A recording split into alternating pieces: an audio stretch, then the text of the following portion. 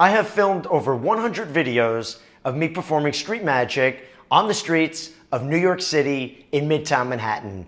I'm going to take you through everything you need to know so you could go out and perform street magic yourself.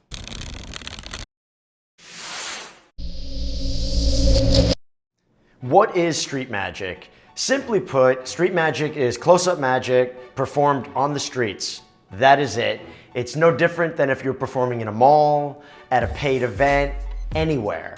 Years ago, there were street magicians who used to perform on the street with other street performers, mimes, jugglers. They used to perform and then pass a hat to make money. This is no longer what street magic means. Street magic was popularized by David Blaine. I'm gonna tell you a little secret.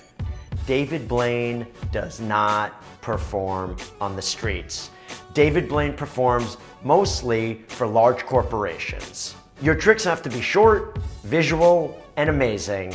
Since you're approaching strangers, you cannot borrow objects. You can't ask for money, you can't ask for jewelry.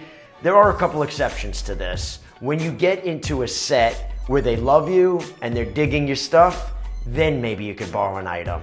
What type of tricks can you perform? Anything. Cards, coins, mind-reading effects, any magic that is strong and hard-hitting. The way to build up your arsenal of amazing tricks is through practice. I can't stress this enough. Practice, practice, practice. Make sure your tricks are pretty much angle-proof and can be performed surrounded. You never know what to expect when performing on the streets. You cannot control where people stand. If you have a trick in your pocket that you are not 100% comfortable performing, leave it home. This is not the time to try out new material.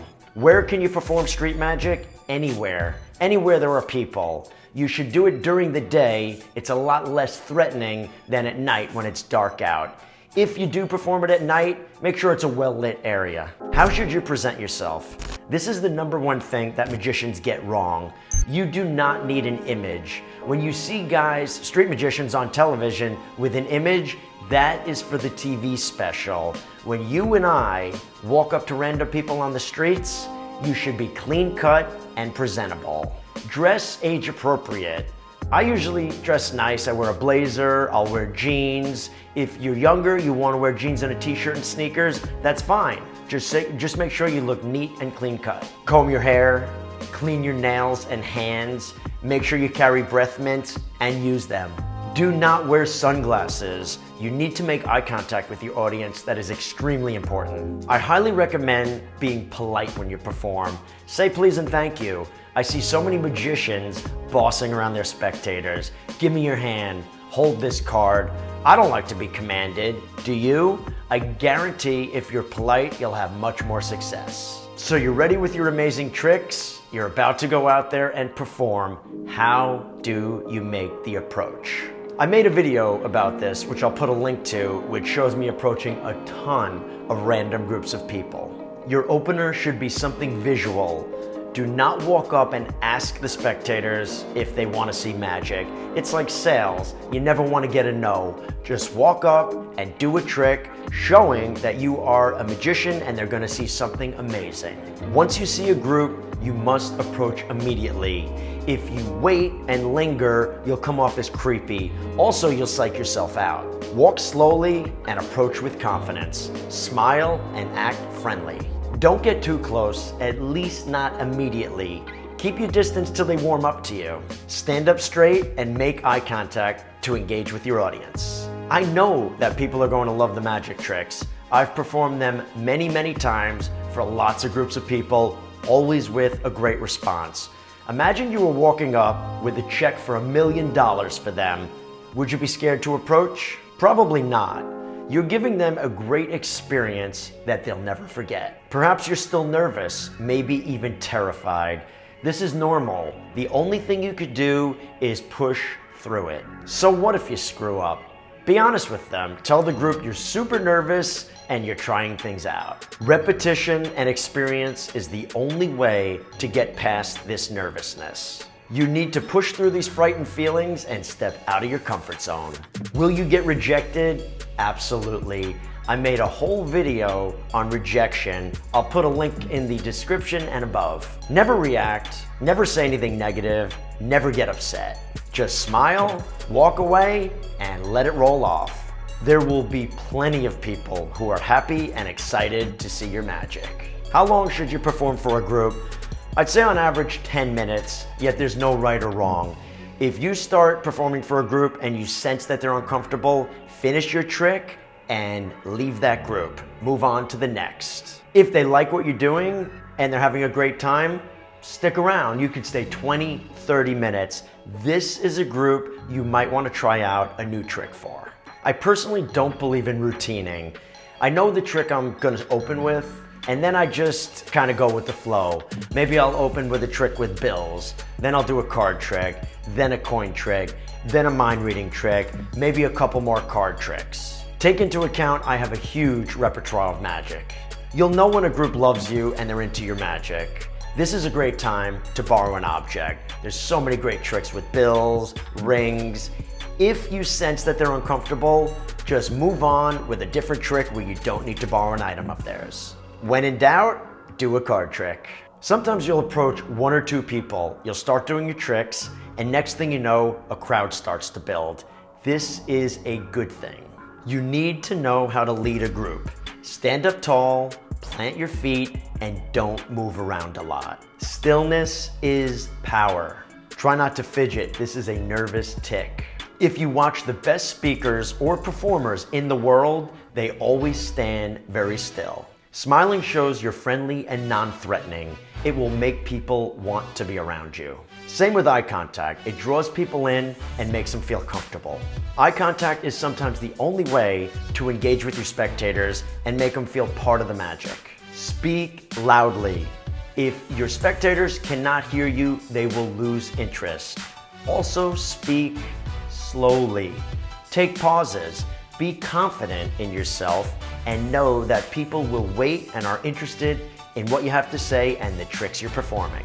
Confidence is the true mark of a leader. A leader is what you are when you're performing. Confidence comes with experience and success. This is why you need to make hundreds of approaches. A big part of confidence is competence. That means you have to have amazing tricks that you are very confident with and ready to perform. Repetition is the mother of all learning. Confidence comes with having been there before. I have been performing for so long, at this point, I really just don't get nervous anymore. So what do you do if you have a heckler or a wise guy? Be unreactive. I usually just smile and ignore the person. They want you to engage. They want you to react. That's what they're going for. You do not want to add fuel to that fire. If they persist, what I recommend is you finish your trick and move on to the next group. You should never be rude to anyone. There are plenty of other people who want to see your magic. After you have perfected a trick, the way to master it is to go out and perform it for a bunch of people. Street magic is a wonderful way to gain experience. There's an endless stream of people who you can approach and perform for. Since you're not being paid, it does not matter if you screw up. And if you do screw up, go home, think about the trick, and assess what you did wrong, and rework on it. The number one way to get work as a magician is to be seen. Street magic is a perfect way to get out there and get in front of new audiences. You should have a business card. Keep it simple. There are many online companies that make it cheap and easy to get one. I like a company called gotprint.com. Try to approach people who look like they can hire you. If you go up to high school kids, you're probably not going to book anything from that. I try to approach affluent looking corporate types. Performing magic is a great way to boost your confidence. I guarantee if you master this skill set, it'll serve you well throughout your whole life. Can you make money performing street magic? No. The guys you see on TV performing street magic are just doing it for that television special.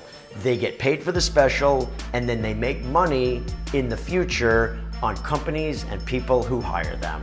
Don't ask for tips, it's classless. I mean, if somebody insists and you want to take it, okay. I'd recommend you hand out your business card and tell them that you'd love to perform at their next event.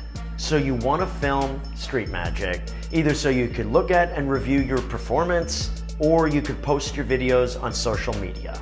You need the right camera and the right audio. You don't want a big camera because it's too obtrusive. Also, you need good sound quality so people can hear you. Anyone could film for you. My ex-girlfriend used to do it. Now I have a guy I hire. It's pretty easy to do. If you want to know the best equipment to use, the camera and audio that I prefer, check out mindblowingmagic.com. I wrote a full article on this and it'll tell you exactly the equipment I use. Always remember, enthusiasm is contagious. Approach people in a positive manner and act friendly. However you feel is how your spectators will feel. Performing magic, or I should say performing street magic, is a skill set. At first you might be terrible. Keep at it. Keep going. You will get much better and you will see improvement. The more often you perform, the quicker you'll see the improvement. Good luck and let me know how it goes. Thank you for everybody who commented on last week's video. The winner of the Jerry's Nuggets playing cards is Charlie Stoebe. Thanks a lot for being part of the channel, Charlie. I'm happy to have you here.